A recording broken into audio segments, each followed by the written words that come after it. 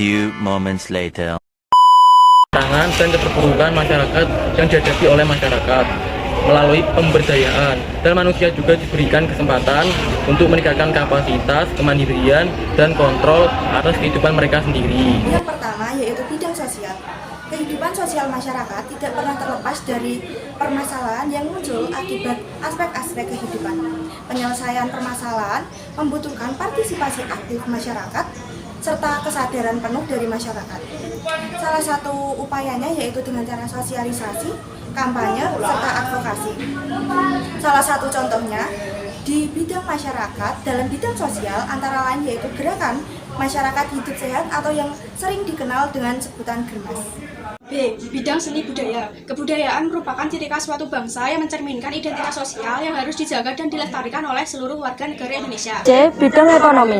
Upaya pemberdayaan ekonomi masyarakat merupakan usaha yang berencana untuk mengubah kondisi ekonomi masyarakat, baik secara individu maupun kelompok. Dengan selanjutnya, yaitu salah satu bentuk pemberdayaan masyarakat di bidang ekonomi adalah program usaha mikro, kecil, dan menengah UMKM. D. Bidang pendidikan. Pendidikan merupakan proses seseorang melalui perkembangan diri dan pembentukan karakter. Pendidikan berbasis masyarakat adalah pelaksanaan pendidikan yang didasarkan pada nilai-nilai, keyakinan, budaya, aspirasi, dan potensi dalam masyarakat. Pemberdayaan masyarakat dalam bidang pendidikan dapat dilakukan melalui jalur pendidikan nonformal dan pendidikan informal. Pendidikan nonformal merupakan pendidikan yang bertujuan mengganti, menambah, dan melengkapi pendidikan formal dalam rangka mendukung pendidikan sepanjang hayat. Pendidikan informal adalah pendidikan yang terjadi sepanjang hidup ketika setiap individu memperoleh nilai, keterampilan, dan pengetahuan dari pengalaman mereka sehari-hari. Pendidikan informal berlangsung dalam lingkungan masyarakat, ruang lingkup keluarga, dan bersifat mandiri dan swadaya. Bidang lingkungan. Perkembangan globalisasi dan digitalisasi telah memberikan dampak signifikan terhadap gaya hidup masyarakat modern. Hal ini disebabkan oleh beberapa faktor, yaitu 1. Meningkatnya konsumsi barang dan layanan, 2. Penggunaan teknologi yang lebih canggih, 3. Kurangnya kesadaran akan pentingnya pengelolaan limbah. Dampak negatif dari peningkatan sampah dan limbah yaitu 1. Kerusakan lingkungan, 2. Penurunan kualitas saluran air, 3. Kerusakan ekosistem yang berpotensi dapat membahayakan kesehatan manusia. Pemberdayaan lingkungan hidup adalah proses yang bertujuan untuk meningkatkan kapasitas, kesadaran, dan partisipasi masyarakat dalam pelestarian pengelolaan lingkungan hidup. Upaya pemberdayaan lingkungan hidup dapat mencakup edukasi, pelatihan, penyuluhan, serta penguatan kapasitas lokal perencanaan. Materi selanjutnya adalah partisipasi masyarakat dalam aksi pemberdayaan komunitas.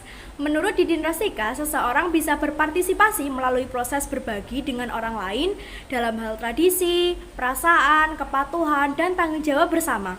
Menurut Eugene Erikson menyatakan partisipasi ada dua, yaitu partisipasi secara internal dan partisipasi secara eksternal. Partisipasi secara internal berarti adanya rasa memiliki terhadap komunitas. Sedangkan partisipasi eksternal adalah cara individu melibatkan diri dengan komunitas luar. Juliantara menambahkan bahwa pengembangan partisipasi komunitas dalam proses pembangunan mempunyai beberapa maksud sebagai berikut. A. Partisipasi akan memungkinkan masyarakat secara mandiri. B. Partisipasi tidak saja menjadi cermin, konektor peluang ekspresi aspirasi. C.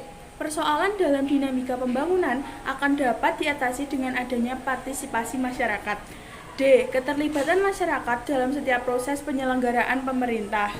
Menurut Erikson Yulianti 2012, bentuk partisipasi komunitas dalam pembangunan terdiri dari 3 tahap. Yang pertama, partisipasi pada tahap perencanaan. Pada tahap ini, masyarakat berpartisipasi memberikan usulan, saran, dan kritik.